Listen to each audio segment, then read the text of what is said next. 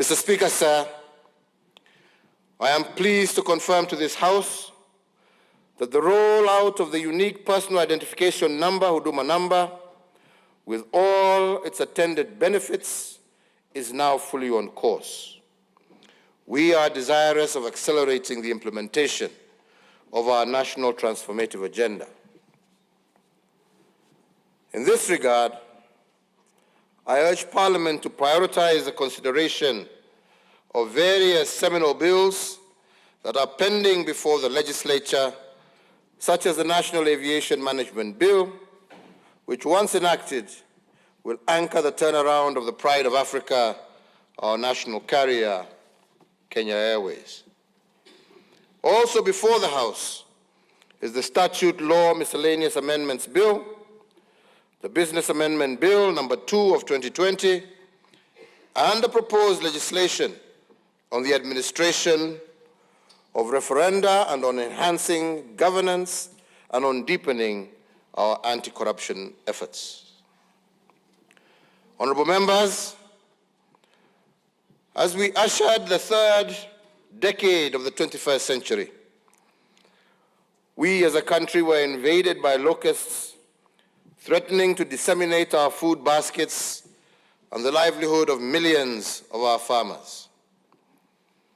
In the far east part of the globe, a new disease, COVID-19, was emerging, devastating millions of people.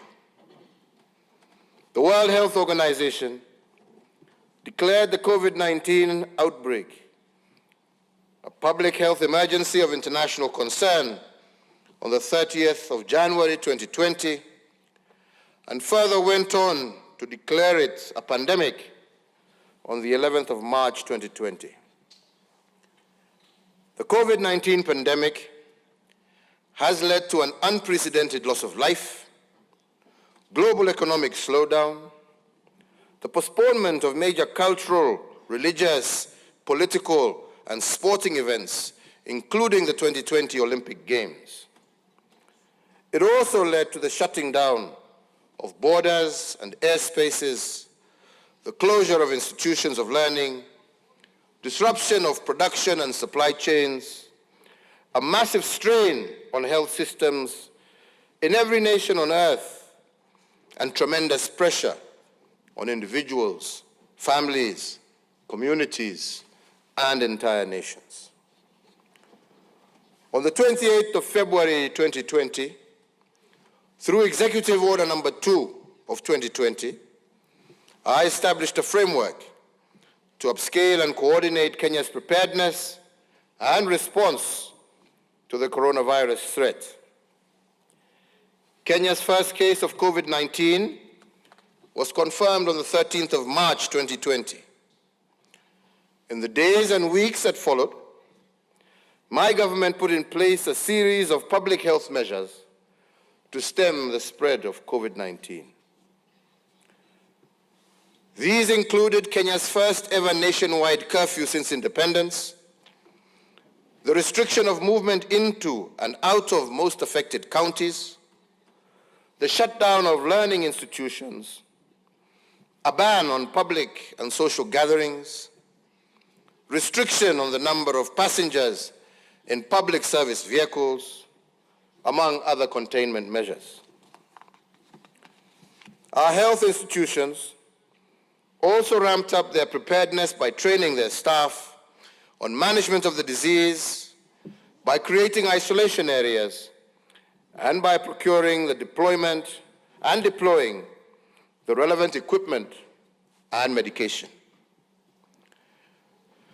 Despite these commendable efforts, as of this morning, Thursday, the 12th of November 2020, we have reported a total of 66,723 confirmed cases of COVID-19 in our country, and sadly, also a total of 1,203 deaths since this tragedy fell upon us, out of which we can say that 23 persons succumbed to the disease over the last 24 hours.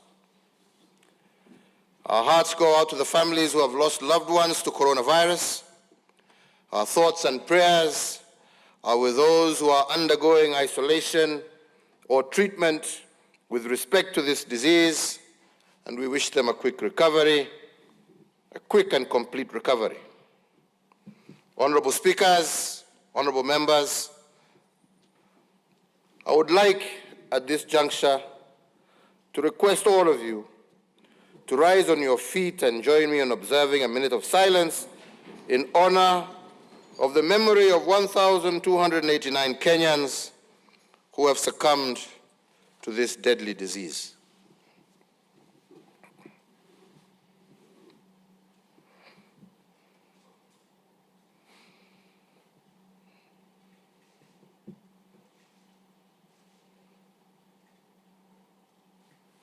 I thank you. Honorable speakers, it is my plea to this House and to all Kenyans that we must not succumb to COVID fatigue. We must not backtrack from our vigilant fight against this pandemic. And on our part, as leaders, our stamina for discipline must not diminish. If the people fall short of giving their best at this time, we, the leaders, have no option but to give our all. As I said recently, we must know the way, go the way, but also show the way. Mr. Speaker, we also once again honor and commend all our frontline health workers across the country, and we shall forever be grateful for their service under tremendous strain and challenging conditions. We also recognize and honor all other first responders, frontline staff, and essential workers who have selflessly gone above and beyond the call of duty and ensured that the Kenya flame continued to burn bright.